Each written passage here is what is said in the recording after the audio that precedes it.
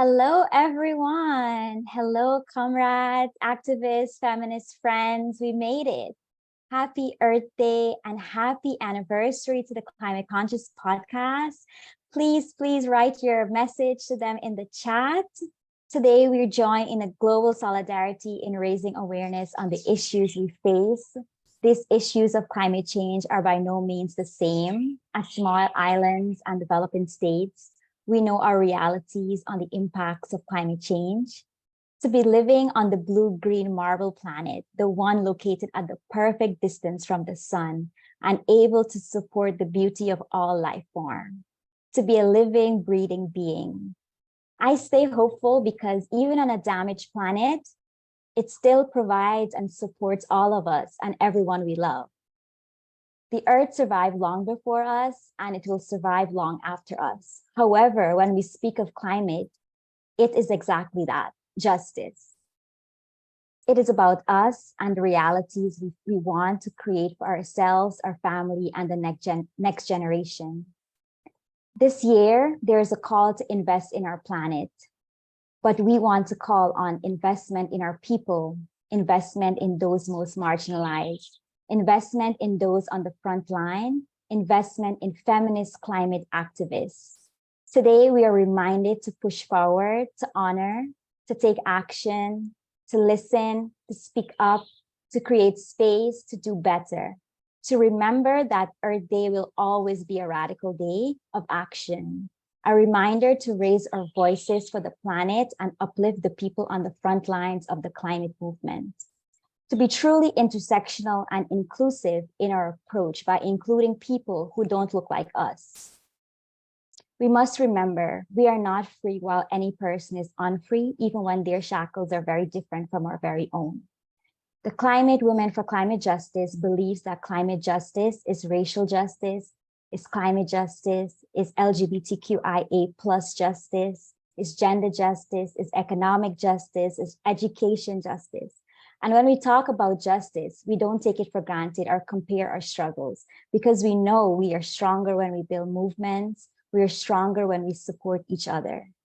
Today, we have so much planned for you, and we're so grateful that you took time out of your schedule, out of your Saturday to celebrate with us. We're able to host 2 workshops, and I'm so grateful because we'll be able to get tangible skills out of these workshops, one on photojournalism and another on data. And at the end, we'll also have a time to talk about the Caribbean Climate Justice Gender Working Group agenda and what that looks like. Because we know the conference comes around every year, but in the meantime, we still have so much work to do. And for us to do this work, we need to work across borders. We need to collaborate. We can't work in silos. We can't be gatekeepers. We have to elevate ourselves. We have to elevate those doing similar work. So we can't wait for today. It's going to be amazing. And again, happy Earth Day and happy anniversary to the Climate Conscious podcast. And with that, I'm going to pass it over to Derval to share some words. Thank you, Christine, and good morning, everyone, and happy Earth Day. Thank you for joining us for day 4 of CW4CG. We're very excited for this day, especially because it's something new that we've added to the CW4CG agenda. And we really hope that, you find it valuable and useful. So as Christine mentioned, today is the anniversary of the Climate Conscious podcast. 3 years ago, in the midst of the pandemic, I launched the Climate Conscious podcast with no prior experience and not really a liking for public speaking, but I wanted to add to the discussion, add to the conversation around climate change and sustainable development. As most of you would have recognized, the global conversation around climate change is dominated by the views, the opinions, and the perspectives of what we now call the global north or the developed world. And being a practitioner in this space, I wanted to change that. I also recognize that in our pursuit of climate action, the first step to action is awareness. And I recognize that if you are not directly connected professionally or maybe through volunteer work in the climate and sustainable development space, it's often difficult to make the connection between, your personal life, your daily life, and this global conversation, this global phenomena that affects each person directly. So inspired by that, and wanting to firstly create awareness, highlighting the issues, but also demonstrating the solutions, I launched the podcast, and it's been a fulfilling journey. So 3 years in, 52 episodes in, I've had the privilege of having really great conversations with persons predominantly from the Caribbean, but also in the diaspora and even outside of the region, discussing various aspects of climate change and sustainability. As you know, it's an onion, so there are many layers to this. It's very complex, and that can also be overwhelming. So I think by taking it bite by bite, we're able to unpack the issues, understand it better. And also, I always try to emphasize solutions. I always try to end on a hopeful note, and each episode highlighting what our people are already doing, and also what we need to continue doing or start doing in the future. As Sean mentioned yesterday, sometimes it's not about doing things better, but it's about doing better things. So I see the Climate Conscious podcast as a resource to help persons to increase their knowledge and awareness around climate change, climate action. And now it has evolved into climate justice.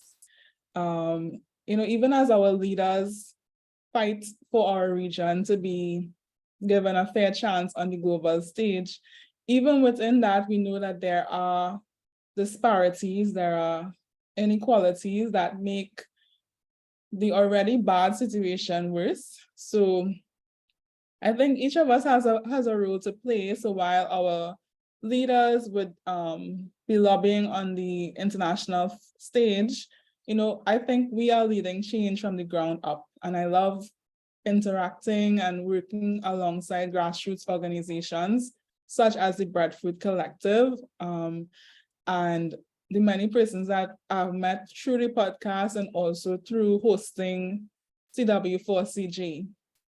And one of the highlights of this 3 years in podcasting has been the ability to use my platform to bring attention to the work that is being done, in particular, recent series that just concluded with Canary, the Better Than Before series, which looked at how we can leverage COVID-19 recovery measures to create an inclusive and resilient Caribbean. And again, I got the opportunity to have conversations with experts from throughout the region. And of course, it's always a learning experience for me. So I'm very grateful to be here today, 3 years on, another Earth Day, celebrating different milestones, Earth Day, CW4CJ, and also the Climate Conscious podcast. And I'm excited about where we go from here. I believe it's only up from here. And as we get more people on board, we have a shared vision of a sustainable and a resilient Caribbean. So I'm very grateful to everyone who listens, who interacts on social media, who shares the podcast with their network. It's a very niche area. I think climate change as a whole can be niche, and then climate change from a Caribbean perspective is also like a sub niche.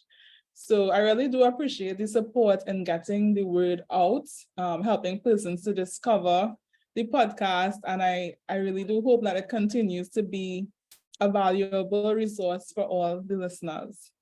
So with that, I thank you, and I hope that you enjoy what we have prepared for you today. Thank you.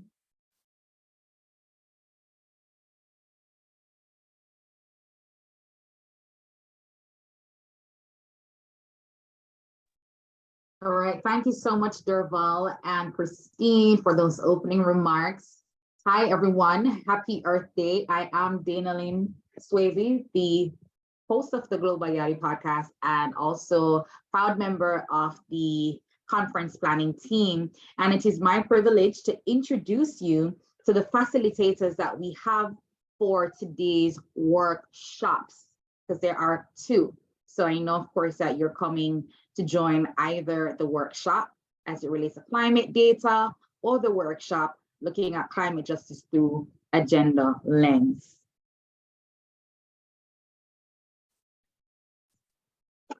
All right. So for our first workshop facilitator, Miss Leisa Perch. Leisa of SAEDI Consulting Barbados Inc. Leisa is the managing director, founder, and practice manager of SAEDI Consulting Barbados, with over 22 years in development and working for more than 20 years on environmental management issues. She has provided technical expertise at national, regional, and international levels, including research to inform policy and decision-making processes from a social and gender perspective. She has worked across the English-speaking Caribbean in Latin America, Brazil, Southern Africa, in Mozambique and South Africa, as well as on Swaziland, Lesotho, Zambia, Madagascar, and as well as the Asia and the Pacific and Europe and the CIS, providing advisory services to development actors and governments. She is widely published. She's an IPCC author and has a body of work about the green economy featuring the Arab states in the region and the Arab states region, not this region, and China. She has served as deputy country representative for UN Women, contributing to strategic planning, program development, and project oversight, including taking the lead on the office's post-disaster drought response in 2012 and related efforts on climate resilient agriculture. As the CEO/managing director/practice manager of SAEDI Consulting, she leads the work of the practice, negotiates contracts, seeks out opportunities, and expands the company's portfolio of work and leads the head office and research teams. She's a lead trainer and is regularly invited to speak on gender and environment and gender and climate issues through the Caribbean and beyond, which is why she's here today. She's a member of the Caribbean Action Learning Group on the Green Economy, coordinated by CANARI, Advancing Women in Development, or AWID, and the Society of Gender Professionals. So that is our lead facilitator or facilitator for workshop 1. Now, I am going to proceed to our facilitator bio for our second workshop.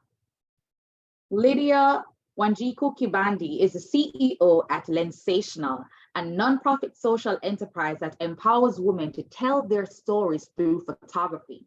Lydia has always been fascinated by the visual storytelling, which is what led her to join Lensational as an amateur volunteer.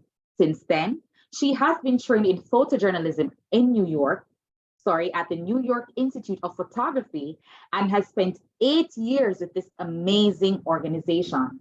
During her time at Lensational, Lydia had the opportunity to lead successful programs in Kenya and Ghana in collaboration with the National Adaptation Plan Global Network, teaching women affected by climate change how to document their realities on climate change and their visions of resilience, culminating to policy dialogues with governments from the respective countries.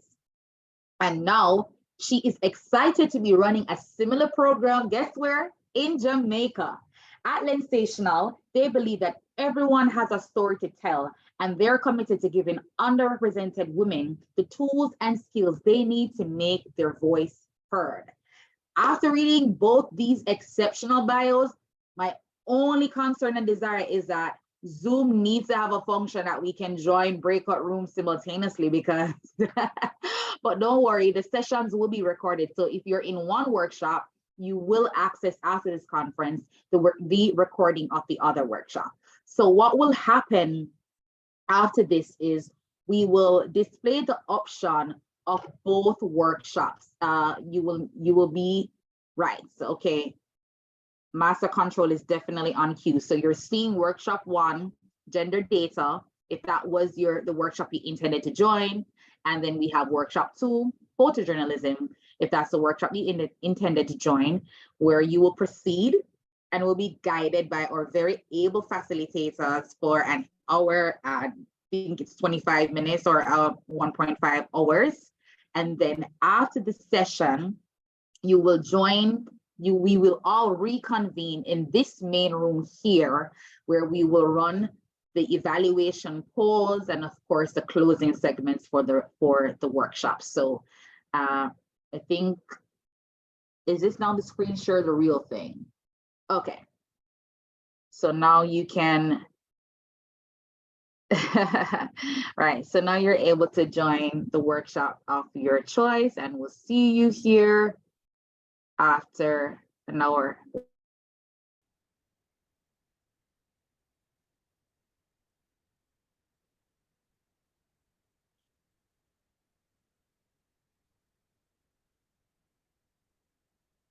Great. Well, good morning, everyone, and happy Earth Day.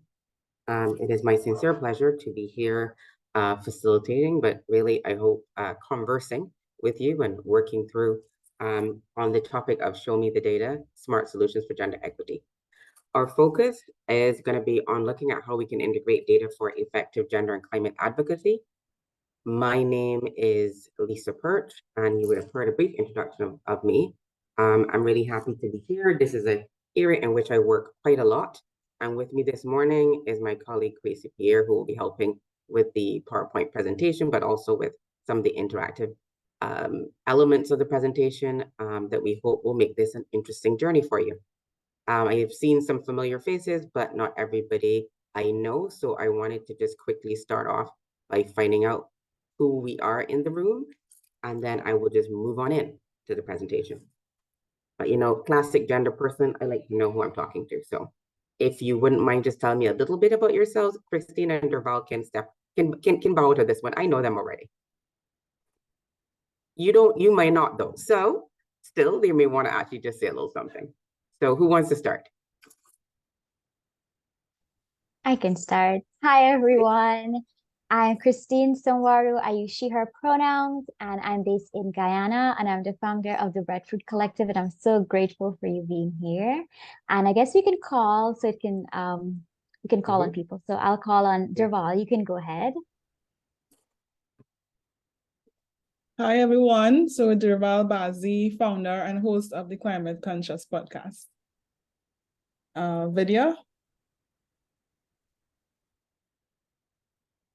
Hi, morning everyone.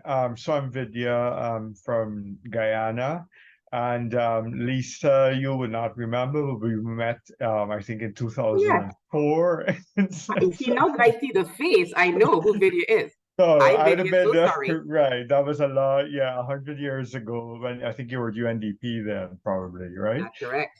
Yeah. 2004. So so good to be in space with you too, right? Great, awesome. So good to see you again. Vidya, who are you calling on?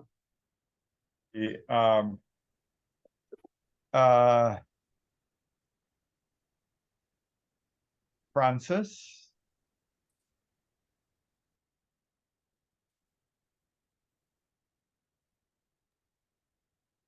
Francis, you there? Okay, maybe Gloria. Morning, I'm Gloria Cave, the secretary for the Association of Women in Agriculture. Great. Basically, that's it. All right, I'm sure there's more to you, Gloria, but we'll take it. What else do you want to know? More teacher and all that and all that? Yeah. Yeah, but of course we have women for whom climate is a big thing, you know. Yeah, our agricultural group, and we're part of CanROP, the regional group. Yeah. Great. We're the Awesome. Barbados chapter of CanROP. Wonderful. Okay. So I will definitely reach out to you, Gloria, at some point. Okay. I tend to do quite a bit of work in agriculture. So who would you call on, Gloria? Oh, let's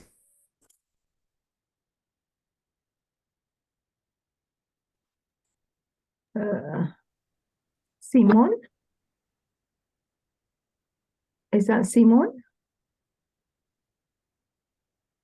Yes, Simone, are you there? Yes. Hi, good morning, everybody. I'm Simone Lead. I'm from Trinidad, and I'm an international development consultant working in gender, climate change, natural resource management, and civil society spaces. Awesome. Simone, who will you call on?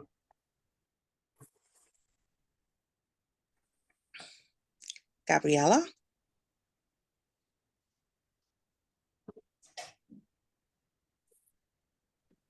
Yes, I'm sorry. Can you hear me? Yes, we can. Okay, so I am Gabriela. I am from Brazil. I work at Gelades, the Institute of Black Women, and we have been engaged. It's kind of new, our interest in climate justice, especially for Black women. And it's kind of this. Bom dia e obrigada pela presença. Who wants to go next? Jeffy? Hello guys, good morning. My name is Jeffy Gomez. I'm from Belize. Currently, I work for FAO as a project coordinator. We have developed gender analysis for the fisheries and coastal zone sector. We have developed a gender strategy action plan M&E framework. And basically now we are developing the national adaptation plan for the coastal zone and fisheries sector. So getting insight in terms of gender would assist a lot in these processes. Thank you. Wonderful. Thank you, Jesse. Thanks for joining us. Nicole. Morning, everyone. Nicole Hendrickson, Trinidad and Tobago, intersectional feminist. I have interest in how climate change will affect sexual reproductive health. And the organization that I co-founded, Fire Circle, is seeking to look at alternative water sources, because we feel the whole heat index, raising of the heat index, is going to affect domestic situations. So we're seeking to reduce gender-based violence in those instances. So the effect of climate change and gender-based violence as well. Wonderful. Well, Anybody else to go? Some work on that. Yes, Natalia, I think. Good morning. My name is Natalia Surajnath. I work for the Asian American Federation here in New York City, and I do independent research to collect data on Caribbeans in Queens, New York. Great. Well, pleasure to have you here, Natalia. And Francis, I'm not sure if you're with us now, but if you wanted to say a quick word before we get started, you are most welcome to do so.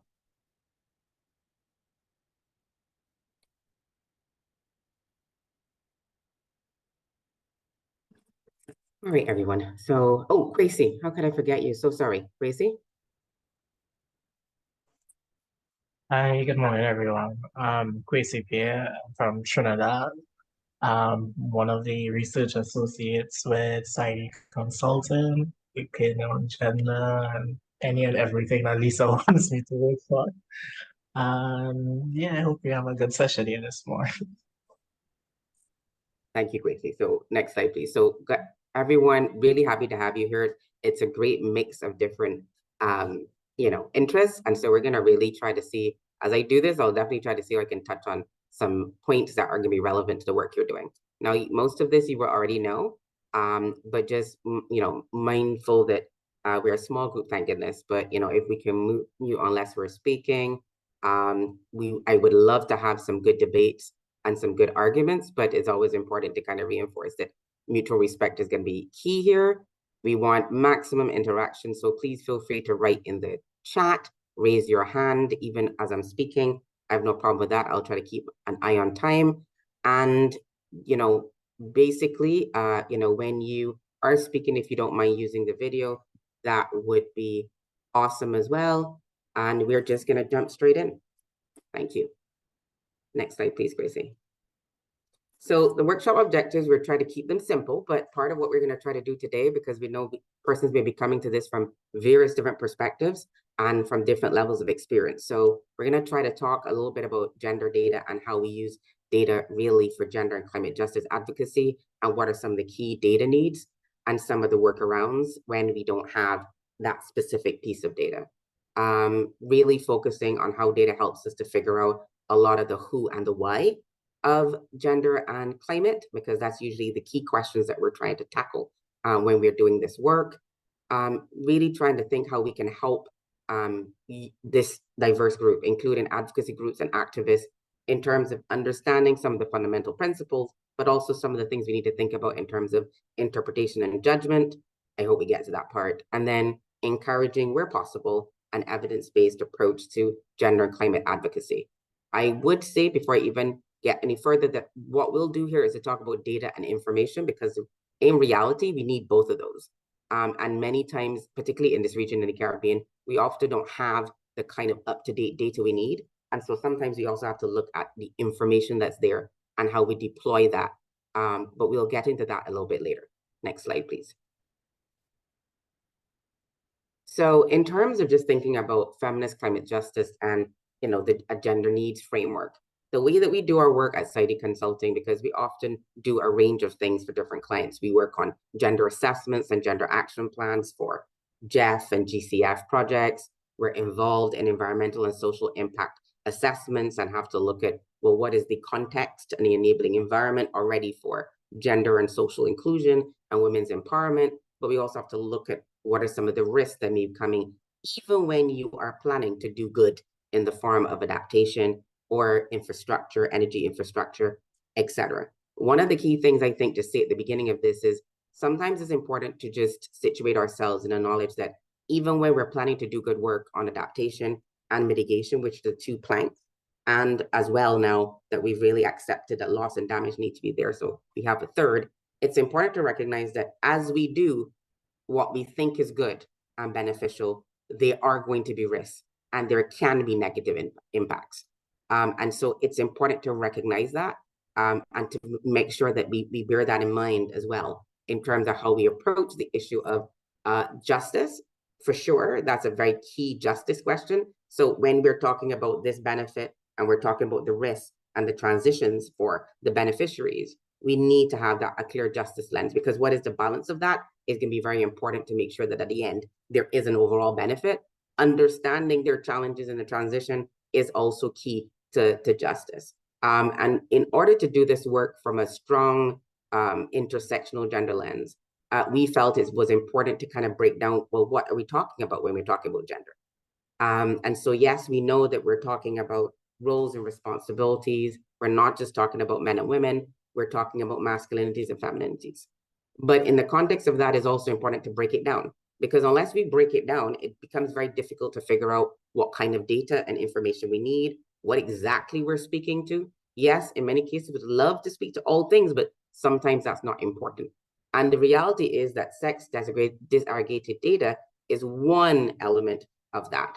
And the way that we've broken this down, we've probably got about 10 pieces of elements of things that we consider in terms of trying to figure out, okay, well, what is the major question we're asking? What does this align with in terms of gender needs? And therefore, how are we going to start looking for the data? And we're going to start planning for our analysis, and what will be some of those advocacy messages and recommendations that we're going to make coming out of this work. Part of what helps in this, I think, is looking at what the IDLO has highlighted as 3 key elements for delivering climate justice from a feminist perspective. That we are seeking to empower women and girls to claim their environmental rights and actively participate in the decision-making process. And you can see that there, it's the International Development and Law Organization, I believe, Lydia, but I'll confirm that. And they do some really very interesting work, actually looking at the whole perspective of taking a lot of the work that we do and how you actually put it in to the law, legislative frameworks, and and enabling environments that also make these legal and legislative questions as well as policy questions. So they're a fascinating organization to keep an eye on, actually. And if you're going to be doing work on the legislative and legal side, they're a good source, I think, to tap into. It's important to think about strengthening regulatory frameworks and institutional capacity for feminist climate action. And it's going to be important to think about that, because for when we think about mainstreaming, for us, there are 2 elements of it. there is institutional mainstreaming, and there is developmental mainstreaming. Why do we split these up? Well, because if we are talking about doing justice and ensuring justice, the persons doing and ensuring have got to be clear about what that is and have got to walk their talk. If they're going to be doing that, they need to have the right kinds of policies and commitments as well. And that's the institutional part. And they need to also have the capacity. The developmental side is when you're doing this work, knowing that you're engaging with someone who is supposed to be your beneficiary, and where your impacts are external and your work is external facing. And so what we're saying here is that there are two sides to this in terms of the internal facing elements that allow you to then do the external facing work with different partners, collaborators, and those who may be deemed beneficiaries or your partners, implementing actors, etc. Last but not least is that we need to think about women's rights. And in many cases globally, a lot of the focus is on land and other natural resources. And so too, in this region, we also need to think of these issues. The gender needs framework, therefore, tries to take this up by breaking these down into chunks that are a little bit more easy to handle, and to therefore be able to also look at the data that exists and also how you address the gaps. And so if you can see here that we've got rights, we've got participation, we've got governance, we've got land rights specifically because that is an issue, and we've also got resources. And resources there refer to natural resources, but also financial resources. It also refers to information resources. So resources can be quite broad. Then in addition to that, we want to make sure that we're understanding fundamental issues from a gender normative framework. That includes looking at access, but also control. It's access without control means that you're not usually dealing with the deeper gender issues. If you create a fund and you say the right things about who should apply, but if you've not thought through how they get the money, what they can do with the money, what are the barriers for them being able to use the money, you're probably going to find that the kind of outputs and outcomes you're achieving are going to be limited in some way. We look at education as an asset and also an enabler of itself. We look at assets more specifically. And then also, as I mentioned before, we look at the data that helps us to figure out all of these things. This is kind of the core of the work that we've done, and we've tended to find that it works very well across a number of different assessments, interrogations, diagnoses that we've done, including for FAO, UNDP, UN Women, WFP, and others. And so this tends to be the core of how we look at gender in the context of climate. A key piece of this that I haven't mentioned is ecosystems. It's very important that we recognize that the way that we consume ecosystems, either at an economic level or sectoral level and an individual level, also have implications for this work. And they're not the same. And the way that men and women, young people, indigenous people, persons with disabilities, the way they see, the way they intrinsically value, the way they use ecosystems is not the same. The way they rely and depend on them is also not the same. And if we're thinking about climate justice, we often talk about our reliance on ecosystems, for climate resilience. We talk about wetlands, we talk about, I think it was Nicole talking about water, etc. Well, there are ecosystems that help us in the production of water. And in order to be able to do that, we need to understand, therefore, what are the dependencies of people within the reproductive space and their productive space on these ecosystems and their services, to be able to then understand how that has implications for everything else. And it also has implications for how they're at risk of and from climate change. Next slide, please. So I wanted to spend a little bit of time on that. And I paused to see if there's anybody who wants me to clarify anything before I go on more specifically to the data question. Are there any points that were not clear or anything you want me to clarify? Hi, Leisa. The gender needs framework. Sorry. Could you just assets and right? Could you just go back through what you mean by assets? Right. Yeah. So assets can be like tangible assets, like tools. Assets could also include something like access to insurance, which, as you can imagine, if you are a fisher or a farmer, could be a significant asset, because that will help your ability to navigate climate, a climate or disaster impact. And so that's a kind of asset. Information. and knowledge are Okay. also assets. And resources would be what? And resources, as I said, we're broad. So resources include natural resources because you have Okay. ecosystems, but you also have natural resources, the air, water, you know, land, Okay. you know, and so Okay. that's why resources are separated from land rights, because land rights are also different from rights in general, no? So the Yes. fact is that when we're doing gender, we want to separate out because we know there's also bodies of work that are very specific to something like land rights, and there are bodies of Right. work that are specific to rights in To general, rights in whether they're general. economic, political, etc. Same with resources. And so resources can also include financial resources, including access to, finance. It could also include information could also be a resource. Collaboration, our self-help groups could also be resources, networks. And so this is why we've separated them out to also deal with some of the things that we take for granted, but are actually key for persons being able to do certain things. And just something for the parking lot.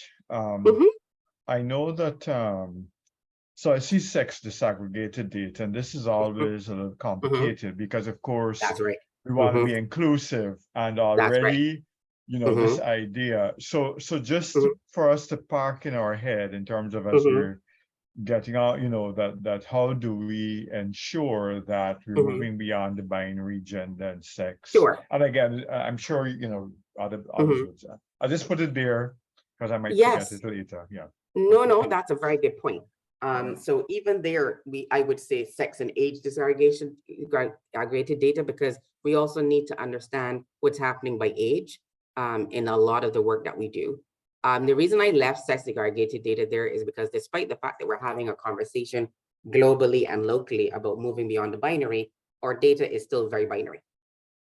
We have very little actual, formally public data that actually is non-binary. And so that's why I've left that there. But definitely within the consideration of what we're doing, and that's why I talked about data and information, within the limits of what we have right now, because this, the movement of the data element will probably be still a bit slower than we would like. This is where information comes in that allows us to be able to break that down or to complement that data by making sure that we do look beyond the binary. We look at issues of age, and other contexts and things that we will want to consider if we're looking at an issue of climate justice and we're looking to advocate for the differential needs of everybody. So thank you for that video. That's a very key point. What is the third one in the framework? The third one, number three? Number three, Participation. Okay, thank you. Sure, you're welcome. So we've separated out rights and participation because yes, they're linked, but participation is key. And the reason for that is we're actually doing some work now for a client looking at, for example, the issue of women's participation in the UNFCCC processes. And I think one of the things that we're learning is that participation is quite nuanced, particularly when you're looking at a global negotiation process. And so the way that we might traditionally think of participation as sometimes, well, okay, we're going to have a town hall meeting. We want to make sure there's a robust participation and that it goes well. That's a form of participation. We also have forms of continuous participation because we want people to be engaged continually. We also have participation that comes with leadership and decision-making. But then there's something like a negotiation process where participation becomes a little bit more nuanced because you actually need to participate continually in order to actually see the kind of quality outcomes that you need. And so that is something that I think because of that specific dynamic, we need to continue to expand how we think of participation. And then of course, if you're thinking from a gender normative perspective, we recognize that participation is also linked to issues of representation. Representation is further nuanced by meaningful representation. And so this idea of participation is a lot broader than just people turning up or people being counted or even people actively participating, because representation is also going to be key if we're really going to have quality participation. So I hope that helps, Gloria. My thing was I couldn't see it. You can see it. No, I understood that, but I also just wanted to say that that's why it was there. Yeah, understood. Understood. It's separated from rights. Any other questions before we move on? Leisa, is this your diagram or is a model you're following from? Well, this is our diagram. We took the basic core of our gender needs framework from the IUCN Gender and Environment Index, because we thought they did a great job of kind of breaking down, well, across all of the multilateral environmental agreements, what are some of the key gender issues that are coming up, including from the Rio conference. But then we've kind of broken it down further, the more work that we do, and we recognize that there are specific elements that we have to pull out and we have to separate. Yes, there are connections, but we need to be asking specific questions, both qualitatively and quantitatively. So this is the current version, I would say, Vidya, of our diagram, because I imagine that if you ask me 2, 3, 4 years in the future, it probably would have been, it may be broken down even further because of some of the work that we did. Nicole, I see you have your hand up. Yeah, just wanted to, in terms of enhancing women's rights, I've been looking at, in terms of the Trinidad context, that in terms of land grabbing, if I could use a wide term, that they don't possibly connect it as a GBV issue. And also to just understanding it from a land inheritance perspective, and also religion. Because I was also having a conversation with a Muslim friend of mine, and he was explaining to me inheritance happens in Islam. You know, so all those things taken into consideration where you are. Because I know in some, like for us, for like in Trinidad, Guyana, maybe Jamaica, understanding the fact that Islam may have a play in how inheritance runs, and in terms of how we see it as possibly discriminatory. But when explained, it kind of makes sense to some people. And I know some people from a Western culture may still say it's discriminatory, but it makes sense on a level. So just understanding those complexities in terms of women's right to land and the natural resources is also something that. Absolutely. I mean, the nuance of cultural norms and something a little bit more formal, like religion, is going to be very important in understanding how all of these things work.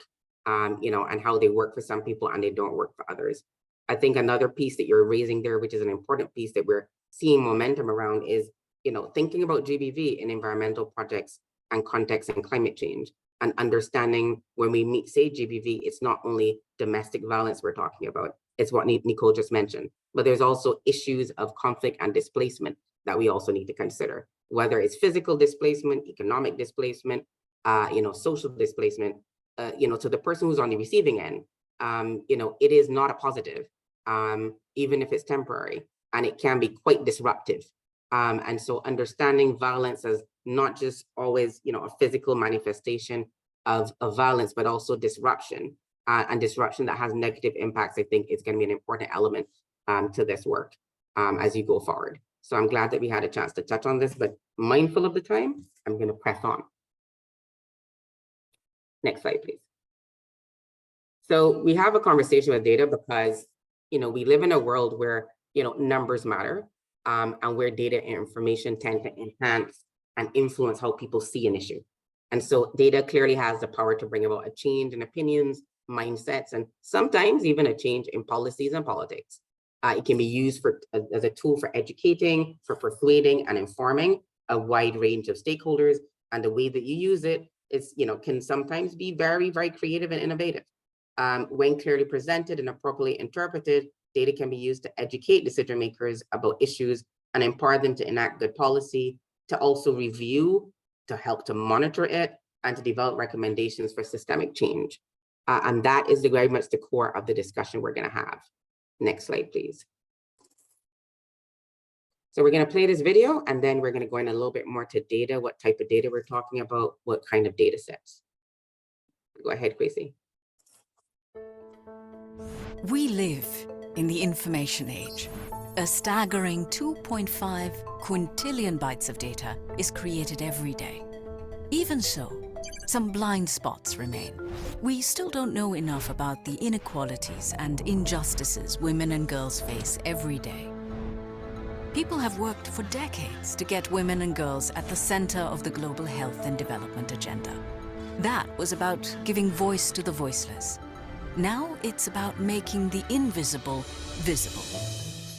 In too many cases, we're not gathering the information we need about women's lives and the social, political, and legal challenges they face. And even when we do, it's often too sketchy, out of date, or not being used properly. As long as women are invisible, the benefits of development can't reach them. As a result, millions still don't have access to primary healthcare or get to go to school. Often it's women who take care of their households and families. Yet their social status is much lower than men's. Their contributions to the economy are mostly ignored. And while we know that many women are abused, underpaid, and denied basic things like identification, land ownership, and bank accounts, without good data, we are missing the crucial details to be able to change those things. We can't see precisely what it is we need to fix, whether the solutions we come up with are working or not, or what progress we're making to achieve gender equality. Setting off a data revolution to bridge this knowledge gap will open the world's eyes to the vast disparities and discrimination faced by women and girls. But data alone won't change women's lives. Countries need to design programs based on better data. Only by learning more about women's lives and the barriers that hold them back will we be able to help more women reach their full potential. There are lots of ways to improve how we gather and use data. Simply recording births and marriages can help reveal early and forced marriages. It also gives women an individual legal identity. In many places, the only way rights can be fully experienced and exercised. Measuring all forms of labor accurately can help expose when women's work goes unrewarded or underpaid. Better tracking of new HIV infections can shed light on a growing epidemic among adolescent girls and help us ensure they get the treatment they need. Gathering and analyzing data can seem abstract and complicated, but the reason we need to do it is concrete and simple. It empowers more women and girls to transform their lives, and when they do, everyone will benefit. Families, communities, and countries. Because women and girls don't just benefit from progress, they drive it. All right, so we shared that video because we thought it touched on some of the key touch points that we're going to be exploring, and also just some of the nuance in terms of some of the work we're going to do. Obviously, in the Caribbean, some of this is very nuanced and very different. So we're not necessarily looking at access to bank accounts, but we are going to be looking at access to finance. And we are going to be thinking about how the bank may be struggling to make sure that certain kinds of women get access to finance, whether they're victims of domestic violence or an informal worker who works in fishing or agriculture, because these are actual issues. And our banking system is not well set up to deal with these. So if we're talking about putting climate finance through the banks or other kind of financial institutions, we do need to think about how they see, clients, what kinds of clients they imagine they're going to get, who actually has a need, and how they navigate through what they are used to doing, which is about managing their risk, versus the fact that the person is coming to them to manage another kind of risk. Next slide, please. So when we talk about exclusion in data and statistics, and we talk about, even thinking about how we are representing in data, a lot of these are linked to structural inequalities and norms. And the data gap that often is mentioned is one that really thinks about, well, why and how are these inequalities still persisting?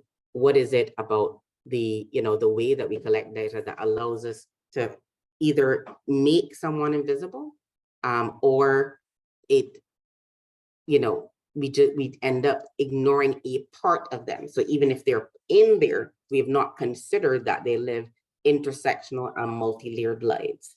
And those are usually some of the two big issues that we're usually faced and grappling with when it comes to data, and also how we can turn that data into effective advocacy that talks about, the complexity, but the reality that, the impact at some level is actually still very simple. It's simple in the sense that it is continuing, to be more negative than positive.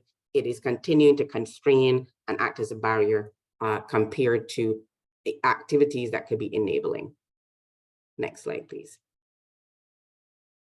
So part of this is that we need to think therefore about data justice, and data justice gets back to the point that Vidya raised about, how are we collecting data that is representative even of understanding that is non-binary, that we have persons who are do not fit into the space of male and female as we often collect our data, and don't want to fit into that space, and actually don't need to fit in that space. How do we capture that? Because we want to do that though in a way that doesn't actually put a sign on someone, because we also know that we're living in, how shall we say it, tense times.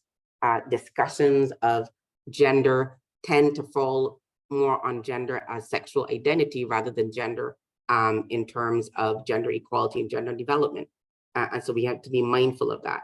We want to make sure that we explore the integrate relationships between how people are seen, how they're, what boxes they're given, how they're represented, even the questions that you've provided, and social justice issues. We want to make sure that we are driving not just from the top down, but also from the bottom up, that we're able to pull out the needs, the challenges, and the strengths from whatever we're collecting, and that we are able to treat it in a way that is also about transformation, but also about self-determination.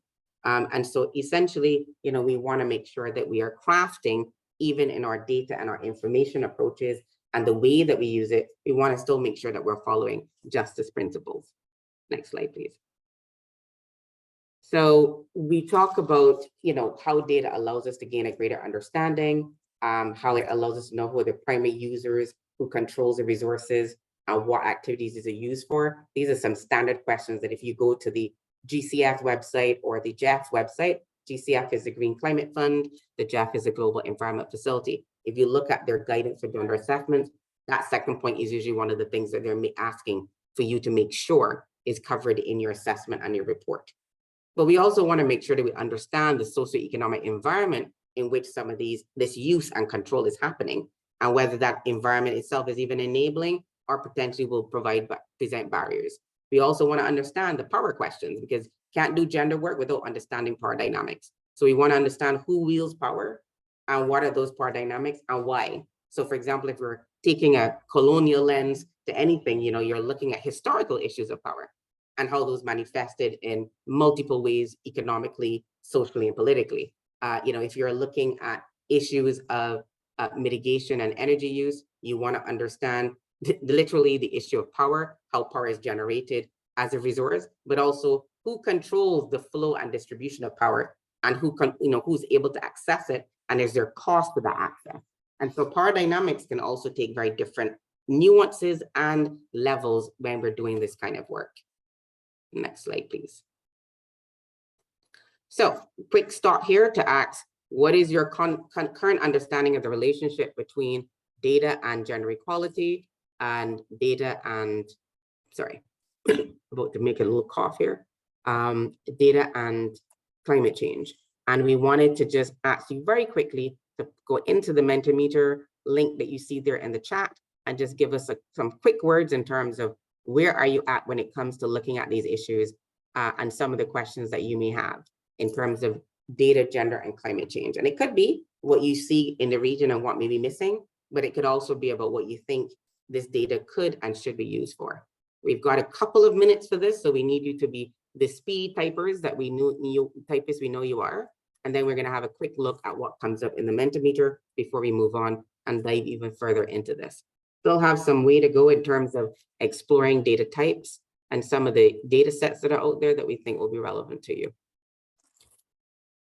Is everybody seeing it in the chat, the Mentimeter link? Or do you need us to post it again?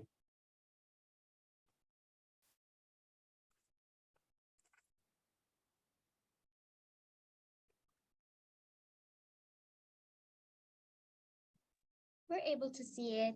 In case people can't access the Menti poll, you can also write the word in the chat. That is correct.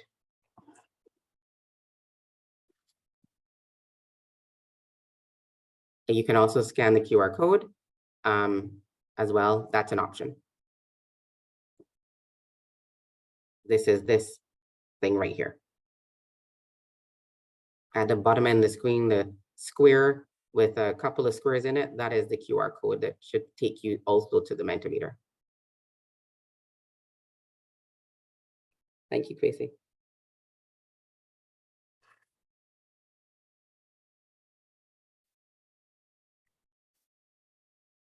Good, could be better, missing. So we've got some answers already. Need it for inclusive policymaking. Gender data is still binary, needs to be expansive, more data needed. Data is being kept a big secret by governments, and so often is inaccessible. That's true. It's not necessarily accurate as those things evolve quickly. It's true. Data is often fighting to keep up with the reality.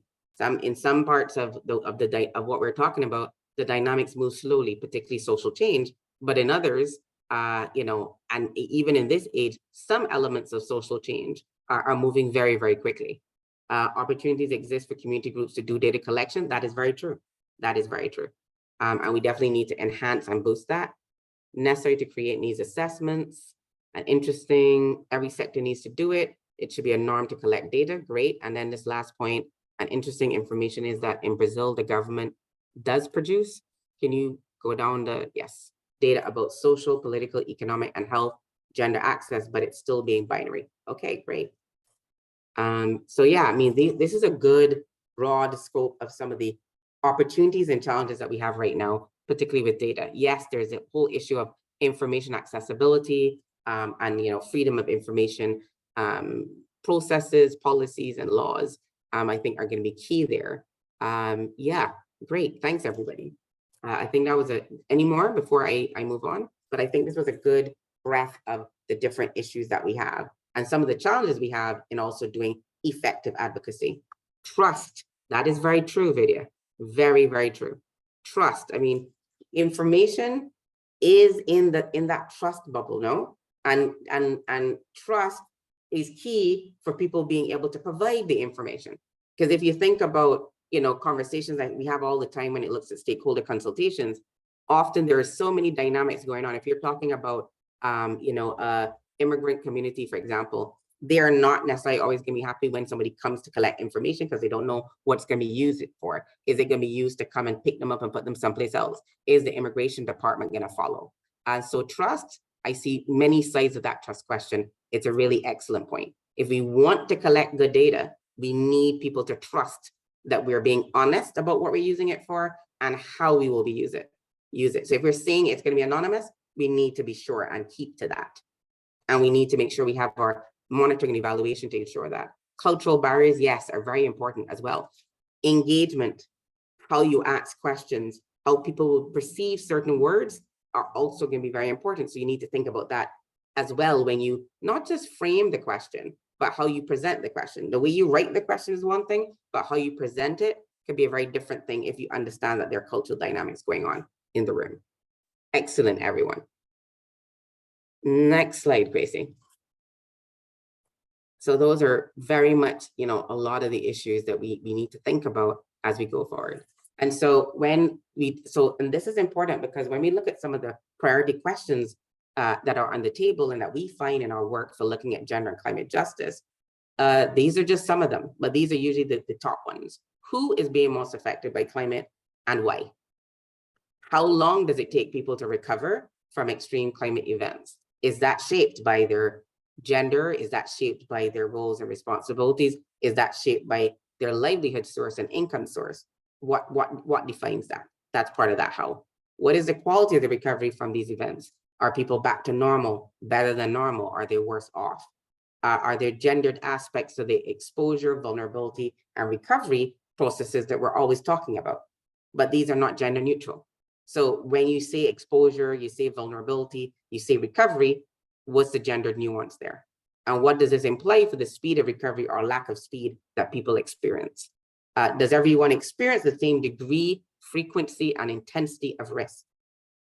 All very key questions, because the answer usually is no. And sometimes it became very nuanced, but often the answer is no. Is there a gender inequality of risk? Is it all risk or some risk? And this was actually the focus of work that we did for UN Women as part of the Engender project, which we did the reports for Dominica and St. Vincent. And it really pushed us to really think through how we were going to look at gender inequality as a risk dimension. How would it influence risk, and how would risk influence gender equality?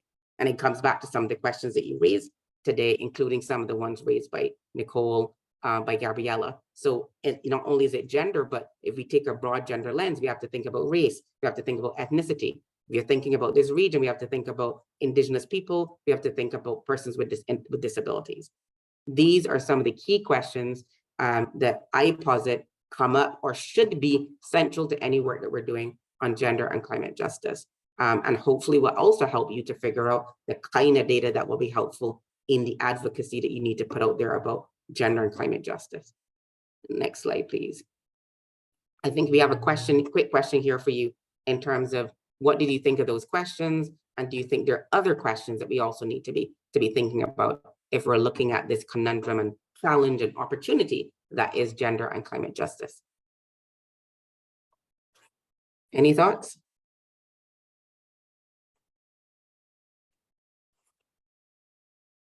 Can you bring back up that slide from before? Sure, yeah.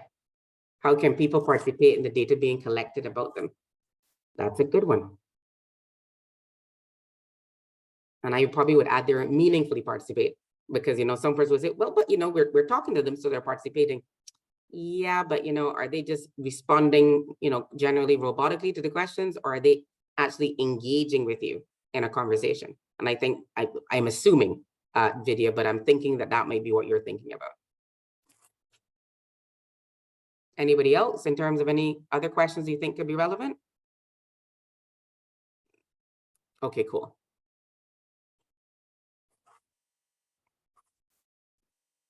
Any other questions from anyone? Simone, Gabriella, Jeffy, any thoughts?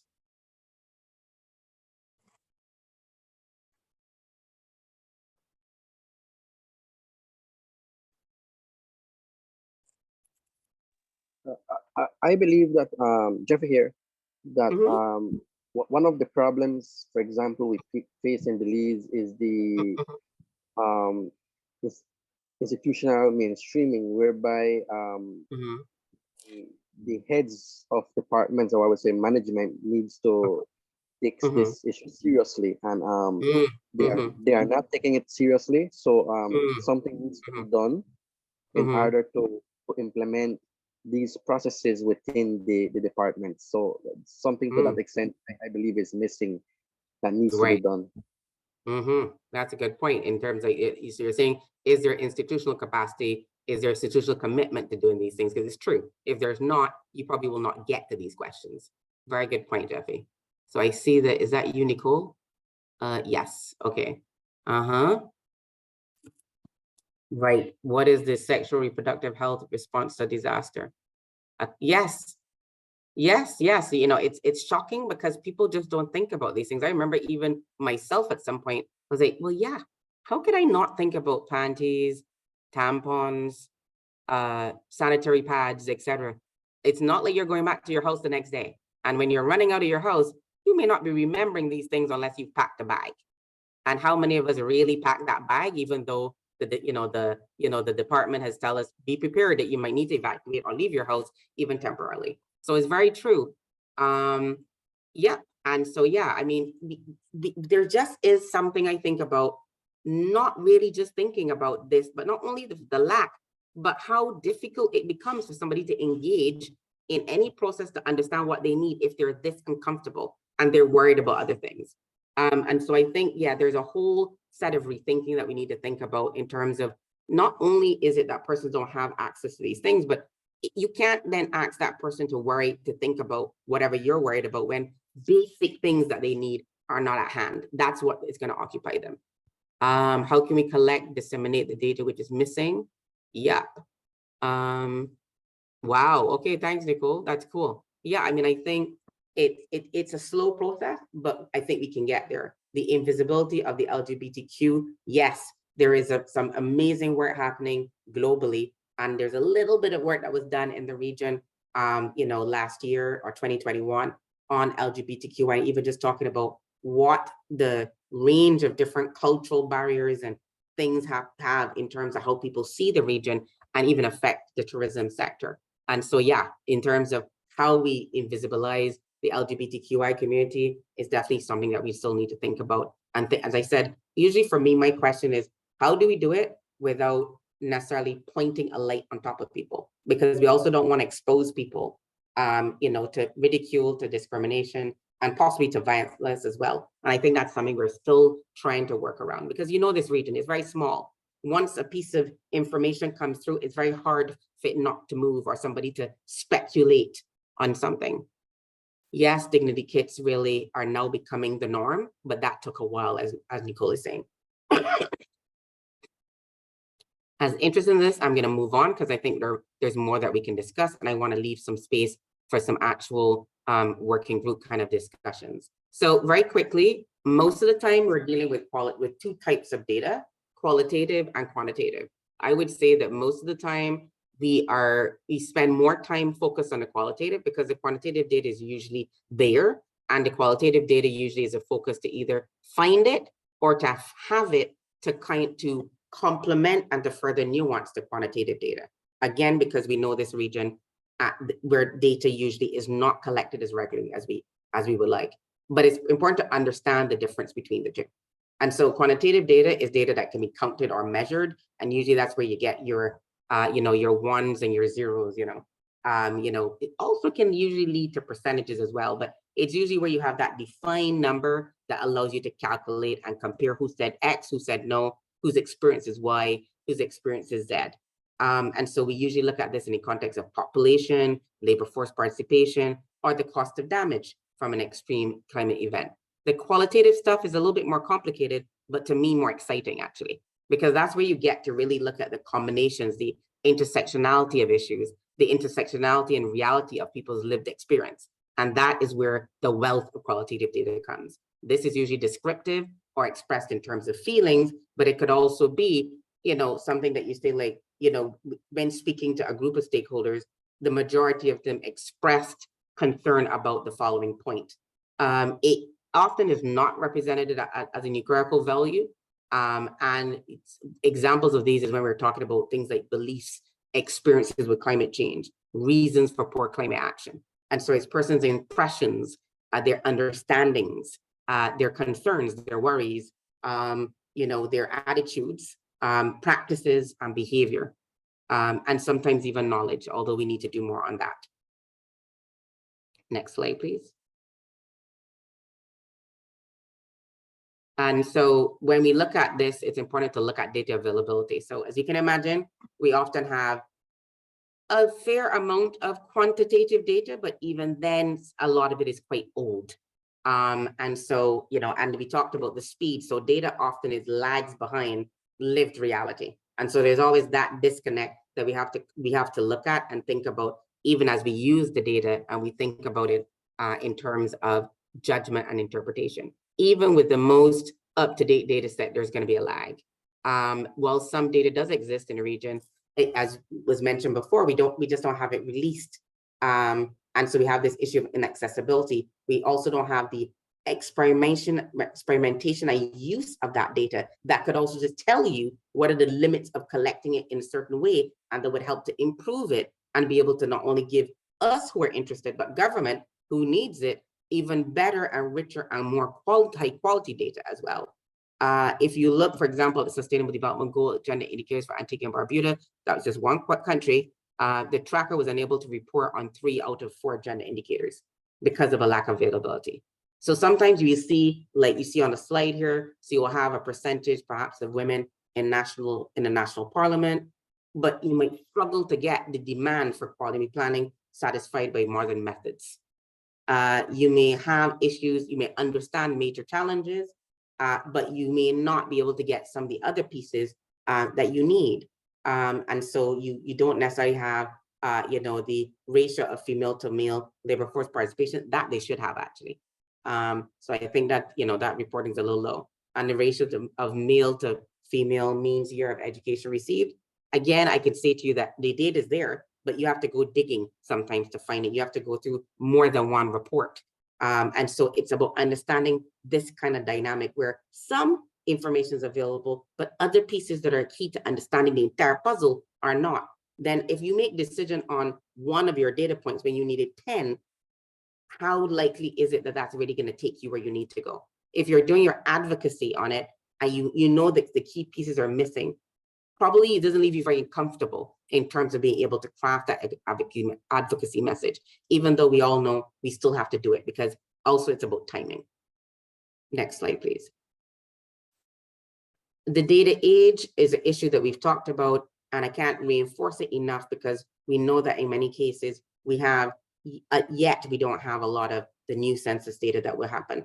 And one of the challenges we might have with that is whether that, and that census was affected by COVID-19, but it would also be the extent to which that census would have been able to pick up COVID-19, and COVID-19 possible impacts on what happened that year compared to other years. And so part of what you also need to think about is if you see things coming out that are normally what we would call outliers, there are things that jump out at you that are different from the norm. One of the things you have to think about, well, is that specific to that time? Or is this the beginning of a shift and change? And this is also a question that we are often asking ourselves when we're looking at data information and how we interpret and how we use it.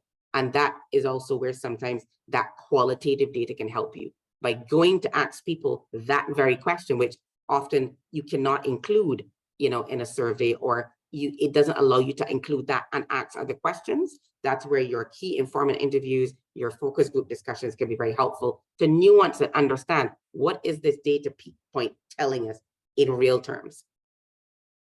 Next slide, please. And so when we're talking about this and we look at the data availability gap, that's when, you look at, okay, what are my possible sources?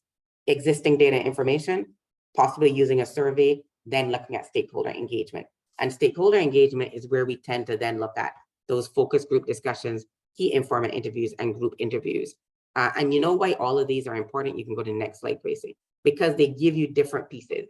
A key informant interview can give you an individual's perspective and their perspective on things happening. A group interview allows you to look at a range of people, either within one institution or within diverse institutions, and to be able to see what is common and what is differentiated between that group. A focus group is usually even larger, and that usually is at the community level, at a sectoral level, where you're trying to make sure that representative people of different crops, different livelihood streams, different participation rates, all sorts of things, you bring them together, and male and female, and you want to understand how they're experiencing the issues that you're talking about.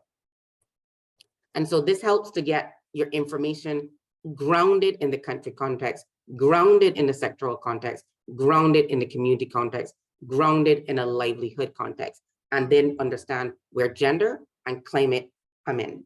How is gender and climate as separate and combined factors influencing the lived experience and how they even perceive some of the solutions you may be bringing to the table. And so, for example, we just did some work looking at bioenergy and gender in Barbados for the bioenergy project, but there is no such piece of combination of data available. And that meant that we had to go and look to see, therefore, what was happening in gender and the energy sector, and then look at the composition and pieces of the bioenergy stream that we're talking about, and look at what were the implications for that kind of stream, given the realities of what we already knew. And so sometimes that's how we have to come up with, making a judgment and looking at interpretation when there is just a very clear data gap. We also have to complement that by talking to people who could then tell us, okay, if I had to work through the bioenergy stream for, say, something like sargassum, or I'm looking at wastewater, what are some of the things I need to think about? And along all of those points, then to think, okay, but what is the gender and the climate piece of that? And what does it mean if I answer all those questions? And that's how you come to your assessment. I'll take a quick pause here to ask if there are any questions and clarifications that anybody needs before we move forward. As I try to get quite a bit in there in terms of the data, but also you start thinking about using the data, looking at combining data and information, but also proxies. And we're going to go in a little bit to what are some of the useful proxies out there. If I may have any comment, questions? Sure, go ahead. What I recognize is that people who need some people who need the information don't know or feel intimidated by it. And by that, I mean, because we've been seeing, so like, for example, how you've presented this, people may feel intimidated that it needs to be at a certain level. I think a lot of people sometimes aren't understanding that you could craft your own quote unquote survey or questionnaire to be as simple as, is the sky blue or clouds white? They don't have to be as technical as. And I think also too, how we include the stakeholders. And I know you have that as the last piece of the stakeholder engagement, because what I recognize coming from my background in SRH and HIV is that if we give the people within these communities the skill to collect the information, there's a lot more buy-in later on when the project needs to come in. So I think the way in which, and of course, people are scared by data in a way, because they may not see it as a connection to themselves. So I think if we refashion how data is perceived and collected, I think we may have an impact. Well, okay. Nicole has hit the nail on the head on one of the issues that I am going to talk about, because that's the value of your survey. If you're not finding what you need, a survey can be a great source for getting both quantitative and qualitative data. You can have very specific questions, and then you can also have open-ended questions that allow people to express more about how they're thinking, how they're feeling, what their experience is like. And that allows you then to be able to be the master of your destiny or mistress by shaping what are the very specific things you want to understand. But as she says, when you're working with sensitive issues and you're working with in a context where you know discrimination and bias and you know confidentiality can be questions, and that trust point that Vidya talked about, that is the time to think about how you execute your survey. So you may design it, but you don't always have to execute the actual one-on-one relationship. You work with persons who are trusted, and you ask them, you brief them, you tell them what you want, what you need to be able to do it, and you even help them. And Kwesi will tell you that usually we have the stakeholder interviews, we'll have a set of questions, but then we also have what we call follow-on questions. If someone brings up a point in response and you want to probe deeper, we actually give those to people to be able to help them to think about that probing. We're not saying that they need to speak exactly to that, but probing is also a very essential part of taking that step to get the kind of data you need. But definitely the person who is executing it is also to be considered, particularly when you're dealing with, sensitive, groups that are highly marginalized, highly discriminated against, where, there are going to be lots of concerns about how, their name being given, whether people will know where they live, etc. We can't be blind to those things. And that's part of the gender lens we have to have, not just for the data, but the execution, the how of the implementation of the data collection itself. Capacity to manage large amounts of data, yes, can be very intimidating.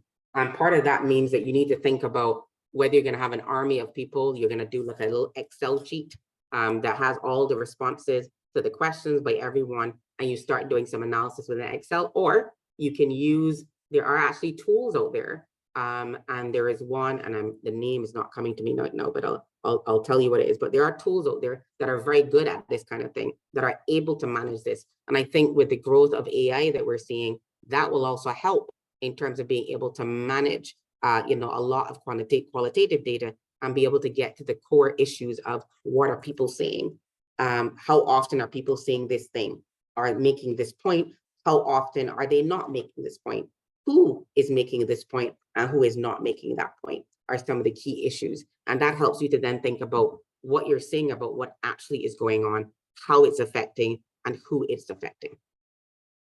Next slide, please. Okay, so I just want to make sure I didn't miss any other points from Simone's. So if you look at a survey, and these are just some questions in terms of a survey we did recently. And so we asked questions about financial support, and why, asking the question, why they may think women are not interested in participating in processes and roles.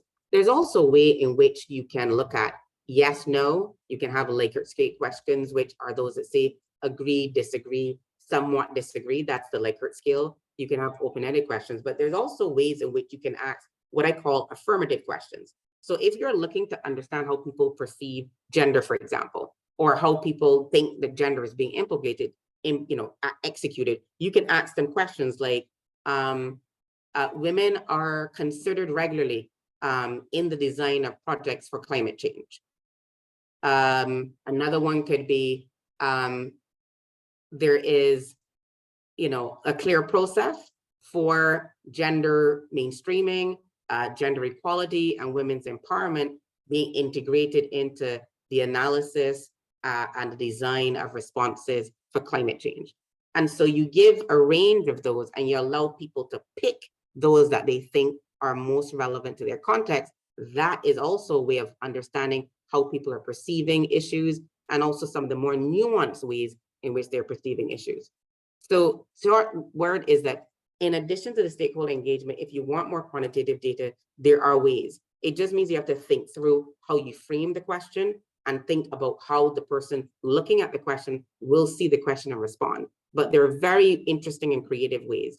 We use SurveyMonkey because SurveyMonkey has a clear setup that allows for easy, collation of the responses. It produces it in text and in graphs. You can get an Excel sheet. But what SurveyMonkey also does is it will give you a review of the questions. It will tell you which questions will end up taking a long time, or which questions, the way you phrase them, may be confusing and may end up giving you biased answers. That's why we end up using SurveyMonkey. No matter how much we do this, it's always good to kind of have that second check.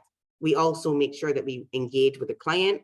We sometimes, if we have time, may do a test to see how people have responded. So we will give it to the client or give it to a couple of people and say, just go through the survey and tell me how it was. Where did you hit any stumbling blocks? Were there any questions that when you hit them, you thought at first you understood, but then you realized you didn't? And then we take that feedback and we revise and refine the survey. So there are ways to work your quantitative data to get gendered analysis. Another boon for SurveyMonkey is that you can use filters. So you can use a gender filter, an age filter, a role filter, or you can use all three. And that then allows you to see, if you took all those three filters, what are the responses you're seeing to the questions? And that is very, very helpful when you're looking to try to understand how gender and climate and something else may be interacting and how it may be influencing how people see an issue. Next slide, please. I'm looking at the time. So stakeholder engagement. I mentioned the key informant interviews, the group interviews, the focus group discussions. I'll go on to the next one. Those are very key because they help to do really important work.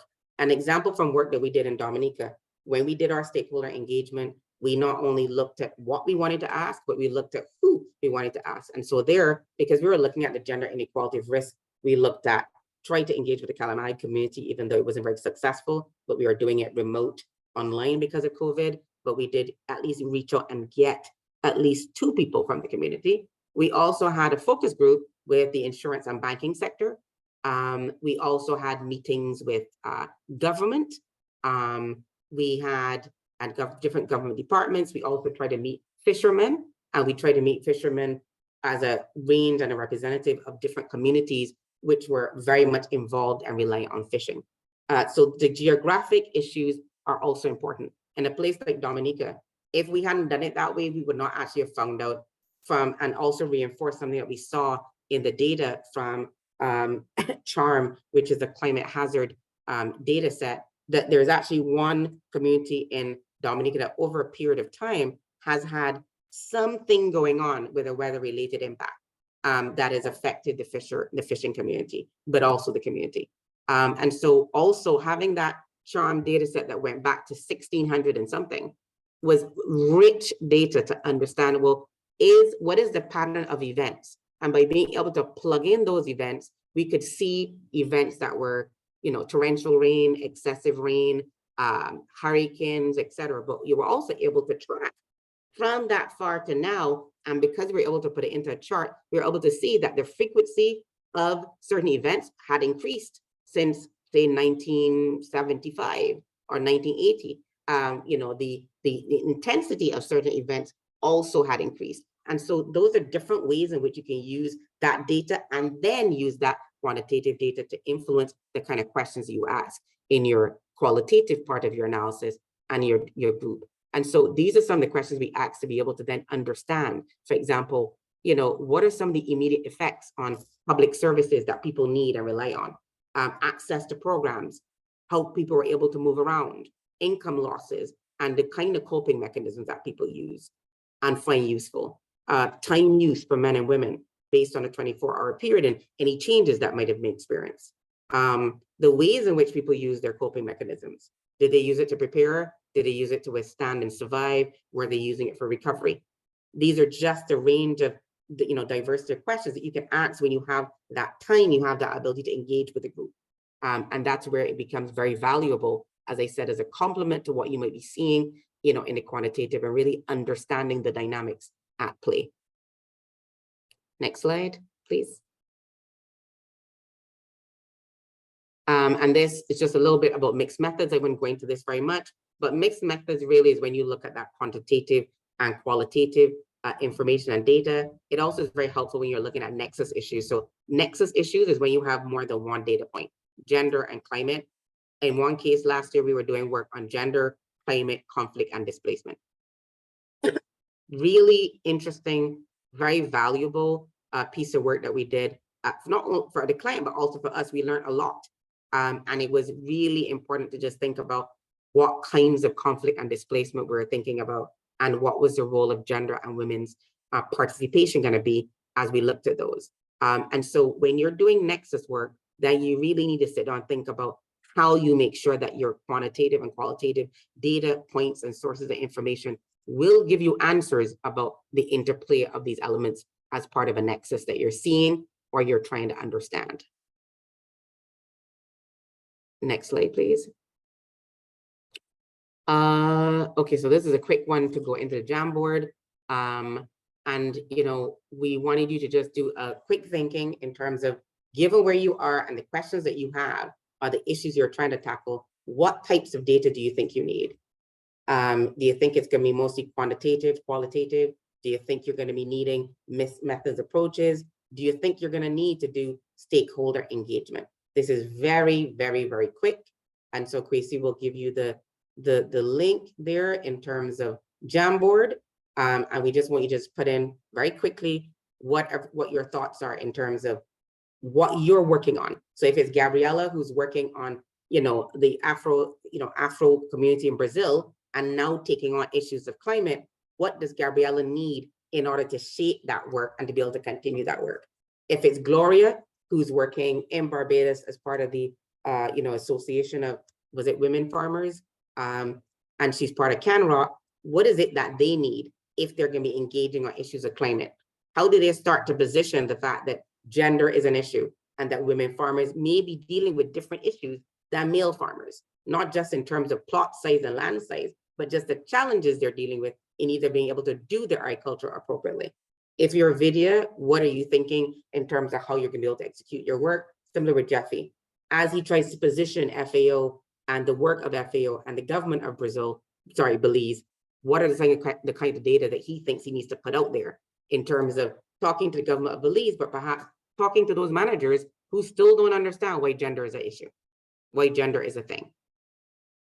So you've got 2 minutes for this, and we're going to do a quick review, but I just wanted to do this so you can start thinking about what we've discussed and how you can start to apply some of it. Because sometimes just thinking through this process will help you also in thinking, okay, there are many things I could do, but perhaps I need to start here and build. So in response to that point that Nicole made about the fact that sometimes this seems like a lot, there's a lot you need to talk about, but the thing I would say is you need to start somewhere. And it doesn't always need to be perfect, because if you start somewhere and you start implementing, you start realizing you don't have what you need, you go back to the beginning and you refine your method. You refine your strategy. Every one of us, including me, learns from every single piece of work we do. Despite my 22 plus years of experience, I'm always learning something. And so you learn not just from the end, but you learn during the process as well. And if you have that kind of time, or you've planned for that kind of time, that really allows you. So how Jamboard works is you go to the left-hand side, you can get a shape and you just write your thoughts in the shape in terms of what kind of data do you think will position you well to do that internal or external advocacy on gender and climate justice based on what we've discussed. You could also use this sticky note feature and type in your There thoughts. You go. That's correct. So I want to give a little bit of time for that. We may not be able to get to our exercise at the end, but we're a small group, and that may be some homework for you that you can take yourself or even take to your office and think about, what you can do and, how you may engage with, whichever stakeholder you want to engage with next week. And so if you take the sticky note, which is this little one there, it's a fourth in line, you just click on it and one should pop up, and then you just write whatever your thoughts are. Or if you prefer to verbalize, you can do that. But we just wanted to do this so that we could take this down, and we would include this in part of what we're doing with when we present this to you. Oh, okay. So what we're doing, Vidya, is that once you get into Jamboard, you're looking at the fourth button. You see the one there that looks like it's a kind of square with a couple of lines. You click on that and you just put your thoughts in there. So you click on that as many times as you want to share your different perspectives. And so the question is, what kind of data do you think you need for gender and climate justice advocacy that you're planning on doing, whether it's internal, external, or both? Do you still mean, are you clear now, Vidya, or do you want me to continue? Yeah, Jamboard can be a little tricky sometimes, but just go to the. Hi, Lisa. And I noticed, so we're only working on one page because I see like you have 20 pages on this. Oh yeah, no, you're just going to the first page. Oh, we're just on the one page. Okay, so that matching activity that you had with the quantitative, that's not an activity, is it? Sorry? You had an activity with like 4 things about something, and then you had quantitative, qualitative, and red and green arrows. So I wasn't sure if that was something we had to do. We're coming to that. I just wanted to do this first in terms of just thinking about where we were. So understand where you're confused. So I just wanted to do this now to start just making sure that as we're talking and going through this, they're already thinking about, okay, what can I do differently tomorrow than I was doing yesterday, maybe? What are some of the things that you can start with? Store, no problem. Okay, Black women. Do you want to tell us a little bit more in terms of Black women and climate? How Black women are affected by climate change? So we've got working with female farmers. Knowledge management in gender and effective data collection. Yep. And because remember, knowledge management is also a source of information. If you are looking at what you've learned or what you've done, from a project or intervention, that is a form of information and data as well. More climate outreach to communities. Yep. Women in leadership, corporate, and government. Wow, that's a good one. That is very, very useful. Women working with Indigenous women. Yes, we actually had a webinar yesterday looking at Indigenous women and STEM, but very much with a focus on looking at climate change as well. And what are some of the issues and how can we use STEM and digital technologies, including looking at digital inclusion, recognizing obviously some of the challenges in terms of, the technology presence and infrastructure in some remote communities, but how can we be creative? The cost of unpaid labor, very good one. That is one that we've been looking at constantly in the region and still trying to grapple with. We've got 12 more minutes. So we'll ask you to just put anything else that you have there. It might be that a couple of slides are covering up other slides, but we'll sort that out. Anybody else, if you want to write or verbalize, Indigenous people who are not masculine, very good point. Yes, because yes, there definitely is, a lot of discussion about the fact that in a lot of Indigenous communities, they've already kind of figured out socially the non-binary. We've just failed to learn from them. And also making sure that when we capture and we talk about engaging with them, that we can make sure those voices are at the table. In fact, a lot of Indigenous languages have words for persons who are neither male or female and had them much longer than we did. Period poverty definitely is a big issue. We're actually going to be working on a blog on that, but it is definitely an issue that we need to understand. It may seem like the weirdest topic to talk about in the context of climate, but you can imagine, as we said, in a disaster context, if you're not thinking about it, and you have people staying in shelters, and you're not providing the right kind of context for them, even to think about how you're going to help them to recover, you're going to miss a lot if you have not dealt with this issue of the fact that period poverty exists. If you're looking to talk about persons doing work and you have not provided for them to do, these kind of things, these resources, they're not going to go out. to take up the work opportunities you're providing. Thank you, Gloria. In terms of participation, including younger women, resources, absolutely. Great, everybody. And then how is government producing data and making it available to make it possible for civil society to monitor? Yes, data for monitoring and evaluation, reflection and learning, which is part of a broader idea of M&E. And it even has participatory. So there's a thought process, a strategy called participatory monitoring and evaluation, reflection and learning, which is something that I think we need to think about when we think about data, how it's generated and how it's used. And this one about how we make data available so that you can do the monitoring and you can do the reporting and accountability is an important one. Yes. I mean, there's even a discussion going on about how you do sustainable, period products to avoid the plastic and the cotton. Very good video. That's very true. It's actually a very fascinating discussion, because if you look at the amount of money and the amount of commodity type things that go into period products and the amount of waste that period products generate, it is not a small thing. So just even dealing with the sustainability of it could make a huge difference in terms of the cost for people, but also in terms of the disposal of it and the alternative uses of those materials, including also how you continue to remove plastic from your consumption and production streams. So that's a really good point. And that becomes important because why to climate? Because if you are blocking up waterways, if these are being disposed near our mangroves, all of these things potentially could stop ecosystems from operating properly. It could create other problems and other challenges. It could either influence water flow that could then generate other kinds of mini disasters that then create other problems for people, including persons with disabilities. Excellent stuff. And we want to include persons with disabilities in a way that is not the way we've done it traditionally, which is to do things for them. We want to include them to hear from them.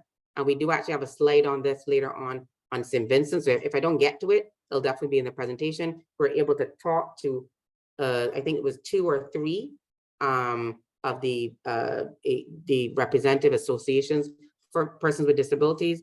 And because they actually dealt with different or kind of specialized or had groups that were in different, in specific forms of disability, we met with them separately. And we were able to hear some of the things that might be affecting someone who's sight impaired, the differences with people who are deaf impaired, those who have limited mobility, etc. So even as we talk about engaging with persons with disabilities, again, the same way we talk about not lumping all women into one pot, we also need to do that for persons with disabilities as well. Guys, I'm going to stop here so that we can just touch on a couple more things before we wrap up, but this is really good. What we will do is take this and integrate it into the presentation that we're going to share with you afterwards. So we know there's some challenges, and we mentioned already the issue of monitoring and evaluation. And I see Simone making a point here about decision makers don't really understand gender differences in daily time use. Exactly. And so that means that we want to have that combination of quantitative and qualitative. We want to say to them, these are your voters. These are your stakeholders. These are the people you represent. And this is what we're saying. And so we want to make sure that we bring this out very clearly, and it helps. So if you look at Guyana here, only 35.2% of indicators needed to monitor the SDGs were available. So we're definitely seeing some gaps. And that's probably because they don't understand what they need to do in order to get that data. And it could be that they have information, but they're just not doing that additional analysis. Getting insurance for farmers is definitely one that we see becoming very topical right now. And therefore understanding, how we need to think about, insurance, affordability of insurance. And on that, CPDC, the Caribbean Policy and Development Center in Barbados, which covers the region, did some very interesting research on Barbados, Grenada, and Antigua, I believe it was, on this issue of access to insurance and some of the gender differences. If it's of interest, we will include the link also in the final presentation for you. Next slide, please. Let's move on, because I want to touch on a couple of things before we wrap up. Very important here, because we're talking about decision making, is making sure that in government and even in the work that you do, that you get your budgets in line with what you're planning to do. So there's a part of advocacy that is about making sure that budgets meet with commitments. Budgets say what the policy wrote or says, so the budget matches the fact that you say that gender responsiveness to climate change is a priority, and that you're going to take the following steps, that you've allocated your budgets to be able to do that, and to be able to check that you're doing that, and to be able to report on that budget. And so GRCB is becoming very important, and it's a progression from gender responsive budgeting that now brings in climate and how we do climate budgeting into the fold in terms of tracking where the money is going, who is using the money, and who's actually benefiting from the money. So you think about the discussions we're having now about the Bridgetown Initiative, the Loss and Damage Fund, how we use the resources from the JEF and GCF. We need to be able to budget and look at how resources are being spent. If you see that gender is being mainstreamed in your project, and I cannot find a single line that is for gender, something is wrong. If you see gender as a priority, but I cannot find you do an analysis, you do your budget for a year, and I cannot track anything that actually went specifically to gender and climate, something is not quite right. It is going to be very hard for you to do something on gender if you've not got the money tagged to do something on gender. Next slide, please. And we have an important example, because one of the things that we recognized recently is that the Grenada 2023 budget actually includes both a climate tracking part, but also a gender budgets part of the speech. And so this is an important step in terms of getting that budgeting and that budgeting to actually move forward. And so you have a couple of lines here from that statement where they're talking about the fact that they want to implement a mix of macro and economic and sectoral policies, and that they want to make sure there's a gender responsive budgeting across all ministries and departments, which would include the department dealing with climate. But then they also want to look at issues of labor, and they want to make sure there's capacity development. And so you see there, they have an output indicator, the number of officers trained in gender-based violence at work, as a key issue. Because if you want these people to implement gender responsive budgeting and gender stuff, when I talked about institutional mainstreaming, you also need to make sure the enabling environment is going to help them with that, including the fact that they are in a supportive environment and not grappling with GBV as well. So it seems like a lot, but if you think about it, it makes sense. If you want people to be creative and innovative, they need to be in an enabling environment at all levels for that to happen, to take on the new data and new thinking when it comes through. Similarly, Jamaica's National Policy for Gender Equality is also an interesting one to look at as well, because they've actually broken down into different sectors, and they also have a budget and are looking to implement gender responsive budgeting in the way they do that, and including making a link to GBV as well. Next slide, please.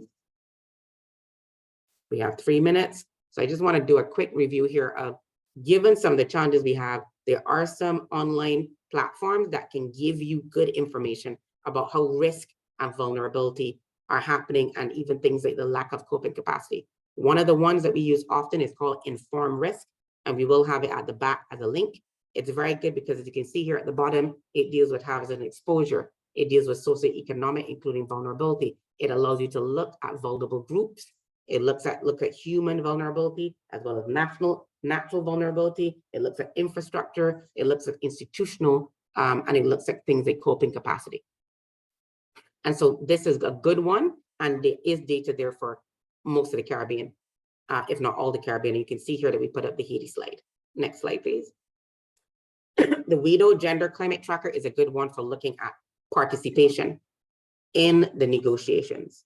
And so you can see here that we pulled out a sample of this because we weren't sure we can be able to get on the site. So we looked at Bangkok, Bonn, Glasgow, and also Bonn in terms of the SBs. And you were able to track for St. Vincent. What are the numbers? Are the numbers moving up or down? So that you not just get the flat number, but is there progress and sustained progress? Or are there shifts that we're seeing and perhaps says that we need to do something about sustainability? And so you can see here between 2018 and 2021, we had some progress moving from 30-something% almost up to 100%. But then there was a little bit of a fallback in 2021. Maybe that was because also of the volcano and challenge, and the response there. but it's exactly that kind of thing that should stir us to say, okay, do we understand why there was a fallback? And that's where you get your more qualitative piece. What's the other one we have, Gracie? I think we have another two. You have the IUCN, GBV, and environment. This is relatively new work, but it's fundamental work about understanding how gender and environment are issues that need to be considered, and GBV needs to be integrated in how you design and implement your projects. And they have a lot of tools for integrating gender and addressing GBV in environmental programming. Next one. We've got 1 minute left. Women, business, and law. This gives you a good kind of context to understand what's happening in your country. We look at Guyana here. So you look at what's happening in the workplace, pay, marriage, parenthood, entrepreneurship. Parenthood is one of those that always is low in this region. And it means that we need to understand the impact of parenthood on women and women's lives. Very quickly, I am going to ask you to fill out the survey, but also want to open up this opportunity then for any questions or comments before we go back to the plenary in terms of how you're seeing this and some of the proxy and some of the other data that you can look at in terms of understanding what's happening, particularly on the legal and business side, and where climate change may come in. There are a couple of others that we include in the presentation, but these are at least some that we can give you that will help to kind of mitigate against what you may not be finding locally at the country level. Oh, we will have another 5 minutes. Yay! Great. We also have work from Engender. Engender is I designed this project, but now the name is failing me. It is about engendering engendering how we address disaster, climate, and environmental risk in the Caribbean, and really mainstreaming gender in that work. And so you see there it talks about gender responsive disaster recovery, climate and environmental resilience in the Caribbean. And this is where some of that gender inequality of risk work was done. They've got reports for 9 of the countries in the Caribbean that are part of the project. And this is the kind of stuff that we were able to do. So you see here, we were able to look at persons with disabilities and find out, well, what's happening. If we're talking about engagement, who is likely to be doing the organizing and looking and supporting, but what are some of the things that they're experiencing? And see here, they said physical risks from long-term shelter stays, psychosocial risks, and also risks from school not being open are some of the things that they talked about as risks that were going to be important for them as a group.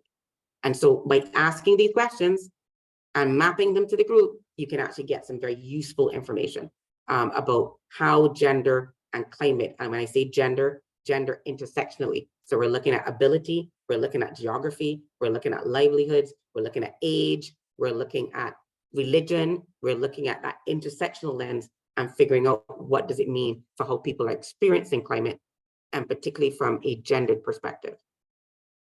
Do you have any more, Kwesi? Okay, and then in terms of integrating data for advocacy, we've got some recommendations here. Remember, we talked about how overwhelming. You start with one focus area. Are there a set of policies or aspects that you wish to investigate? Then you determine the criteria and the issues you want to investigate. You look at what's available and not available. You do the analysis of the literature review, and then you find out what are the gaps. And then you figure out, do I need to do a survey? And what do I want to put in the survey? Because even a survey has limits. And what might I want to put in the context of my stakeholder engagement? Because I see that I'd be able to get a richer set of data from that stakeholder engagement. Key in all of this is then to start to play with the data. What are you finding? How can you use this data to make a specific argument? How do you take it now to create an advocacy fact sheet? And what are those facts? Data viz is another one great that we can use. So here's another tool that you can use to dabble. So you see how we use Mentormeter there? You can do Mentormeter there when we did it. You can use it like that. You can do a word cloud. So you can actually put stuff from your research and generate a word cloud to also see, well, what are they? And the bigger the word, the more relevant it is from your feedback. So there are lots of ways in which you can represent what people said, even if you don't have numbers, and to talk about how people have responded and identified these as being key. Social media, communications in general, blog posts are all ways to get it out there, but ways that you can encourage people to interact with your data. If they challenge your data, that's not a problem necessarily. That's now for you to justify why you did it and why you found what you did. That conversation could be quite helpful maybe not for refining what you've done if you have a time limit, but thinking about what you're going to do better the next time. And so don't be afraid of interaction. Don't be afraid of pushback. I mean, it's not always easy to take it, but pushback is an opportunity for you to refine your own communications. And it's also a possibility for you to learn in terms of recognizing that you may need to do more to convince the person on the other end.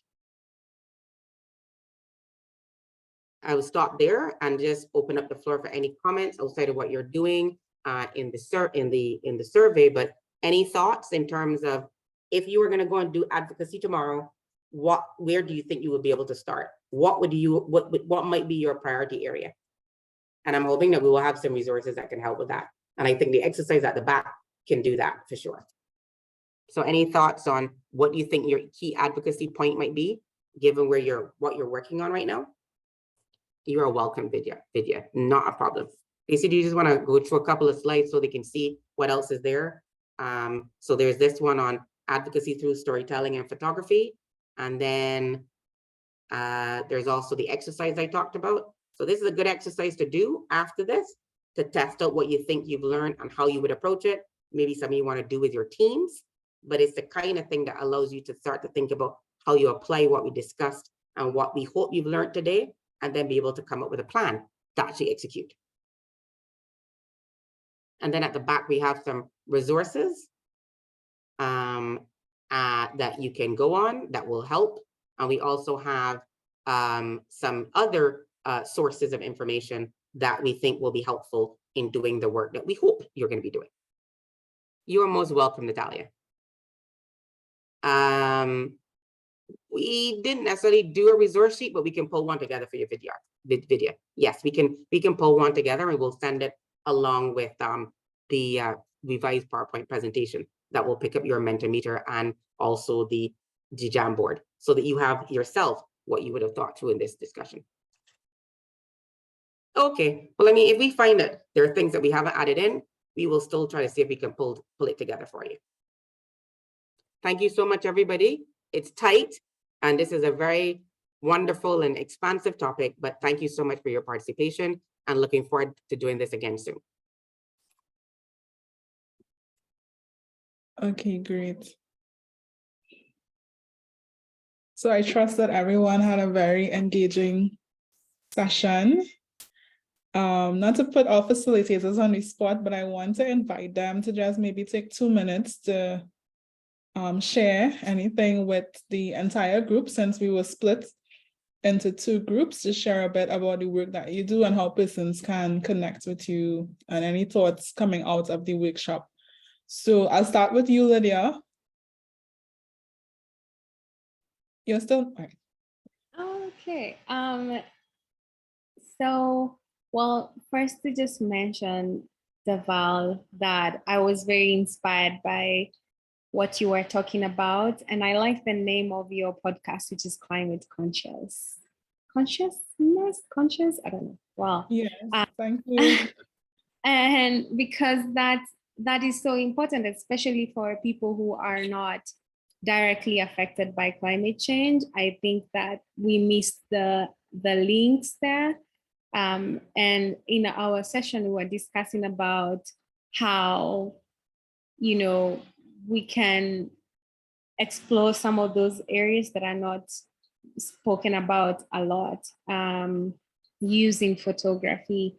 And just for people who are in the other session. So previously, as Dana Lynn had mentioned, I work with Lensational, which is a nonprofit social enterprise, and we equip underrepresented women with the skills and the tools for photography storytelling so that they can document their lives around different issues. And then we provide them with the platforms to share those stories, to create or inspire some action around the issues that they're talking about. So over the years that I have been working with Lensational, one of the threads that is very common between women and nature, it's very clear the connection there. Even when we weren't looking for it, it was just there in our faces. And that's how we ended up deciding that it's important to focus on climate, but then when we started to focus on climate change, we started to notice so many overarching, so many interacting and intersecting areas. And so we played a video in my session where there was a gender professional who was speaking about, the gendered roles and how, and just bringing out the fact that also, climate justice works towards gender justice as well. So yes, those are some of the highlights from my session, but also a very interactive group of people. There are so many questions, and also a lot of which were helping me to gain feedback for my own work. So that was really exciting. And in terms of connecting with me, so you can connect with us guys on LinkedIn, Twitter, and IG. On IG, it's Lensational. On Twitter, it's Lensational.org. On LinkedIn as well as Lensational. And for me, it's Lydia Wanjiku Kibandi. So you're welcome to connect with me. Thank you. Thank you, Lydia. And I'm sorry that I couldn't split myself so that I could have been at both sessions, but I'll now pass over to our second facilitator, Ms. Leisa Perch, to share a few remarks with us. Thank you so much, Derval, and thank you so much to the CW4CJ team.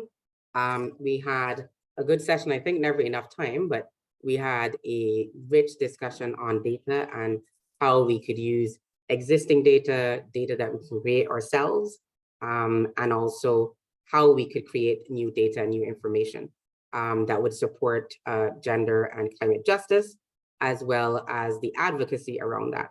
So we talked a little bit about the data that's currently available and some of the challenges to the data availability in the region, but the types of data, including the qualitative and the quantitative. We also spent a little bit more time looking at ways that you can add and get the kind of data information that helps with looking at nexus issues like gender and climate, or even more complex ones like gender, climate, conflict, and displacement, which we went through ourselves last year. We talked a little bit about stakeholder engagement, which is an important element for generating qualitative data. We looked at some questions that are going to be key if you're really looking at the issue of gender and climate. We had a discussion around those questions, nuances to those questions, and additional ones. We looked at the ways in which you could also source additional kind of data sets that could inform our understanding of what's happening on climate and human vulnerability. We had a Jamboard looking at, some of the advocacy points that are coming out from what we're discussing that we'll share back with the group. And we also shared, very briefly, existing projects and indices that I think would help those who are looking for data on gender and climate, and also some sources that we've identified based on the work that we've done. And some of it's in the region, actually. So we highlighted the fact that the Engender project, which is about enabling gender responsive disaster, environmental, and climate resilience in the region, have generated some important points. We talked about how to engage and ensure that we are doing participatory data collection and data generation and data use, and really looked at the fact that trust, for example, is very key in terms of getting the data that you need to be able to answer some of the key questions about people's lived experiences. And we talked about making sure that we have sound approaches for engaging,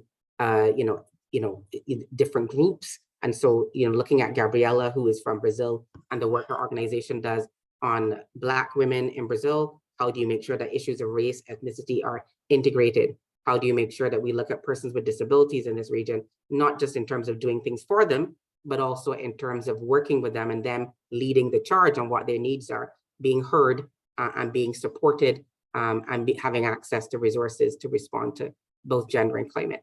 And so that's just a brief review of some of the things we touched on. It was quite, our interactive elements worked, and we got some really good feedback also in the chat as we discussed and went along, and I've left them with an exercise that they can take on their own or with their teams and hopefully chart a path to go forward with their existing plans or perhaps to create new ones. Thank you so much, Leisa, and thank you, Lydia.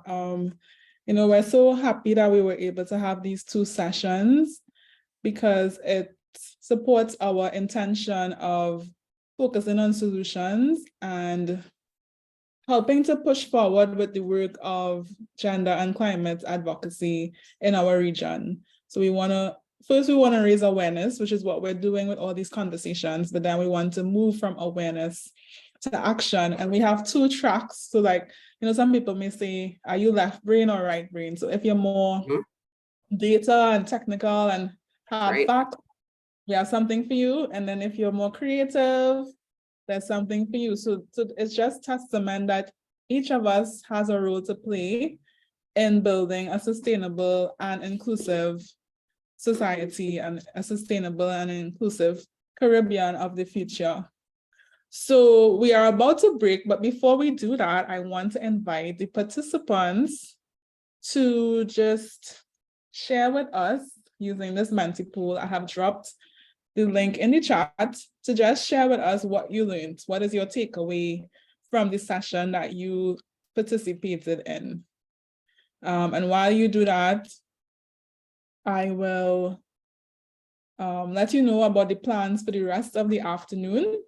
So we are going to take a break and we will resume at 1 p.m.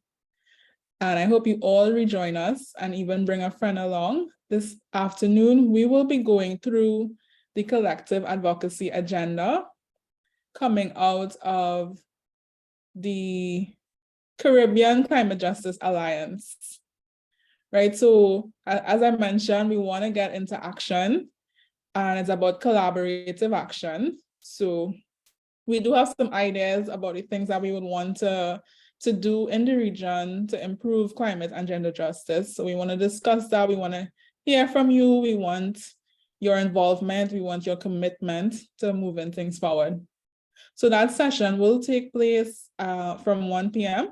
So I invite everyone to take this time to refresh yourselves and then come back, set an alarm on your phone, come back at 1 p.m. where we have a discussion on the proposed Caribbean climate justice agenda working group and the collective advocacy agenda that we hope to move forward. And then after that, we would close the formal part of CW4CJ, noting that we do have a solidarity circle tomorrow afternoon at 3 p.m. AST. Right, so the room will remain open if persons want to stick around and do some networking, use the chat or unmute or put on your cameras, So the room remains open, but we would resume our formal program at 1 p.m. AST. So have you all had an opportunity to fill out the word cloud? Let me see. Yeah, so, and I'll just share my screen to show what persons have said so far. Are you seeing my screen now? Yes, we are. Show up my face and look alive and well. Yeah. So, yeah, I'll give you all a few minutes to get camera ready, but in the meantime, these are some of the responses from persons.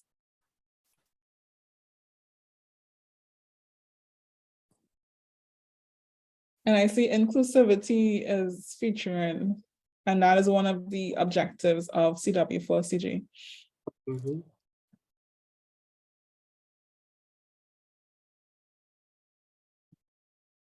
All right, so we can remove stuff like this.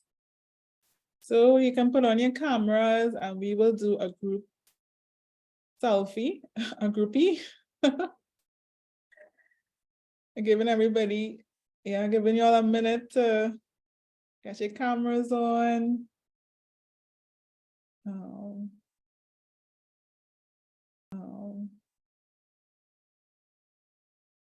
Anyone else joining us, just put your camera on. right?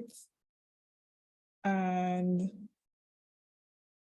get ready. Say cheese. Let's know. Make sure. Anybody else? Going once, going twice. Jackie, not camera ready. That's okay. So. Ready? Okay, so get ready for the picture. No.